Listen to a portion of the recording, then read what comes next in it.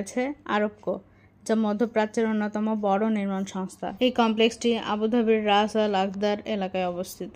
এই কমপ্লেক্সটির অন্যতম আকর্ষণ হচ্ছে অবজারভেশন ডেক অ্যাট 300, যেখানে আবুধাবির উপর থেকে 360 ডিগ্রি ভিউ এনজয় করা যায় এবং এই পর্যবেক্ষণ ডেকটি শহরের সর্বোচ্চ পর্যবেক্ষণ স্থান হিসেবে খ্যাত, যেখানে দর্শনার্থীরা সমুদ্র, শহর এবং প্রধান সব আকর্ষণের প্যানোরামিক দৃশ্য দেখতে পারে। ইতিহাদ টাওয়ার আন্তর্জাতিক চলচ্চিত্রে এবং মিডিয়ায়ও বিশেষভাবে জনপ্রিয়, যেমন ফাস্ট অ্যান্ড ফিউরিয়াস 7 মুভির কিছু দৃশ্য এখানে শ্যুট করা হয়েছে। এবং এই কমপ্লেক্সটা শুধুমাত্র আর্কিটেকচারের নিদর্শনই না, আবুধাবির অর্থনৈতিক এবং সাংস্কৃতিক উন্নতির প্রতীক হিসেবেও বিবেচিত হয়।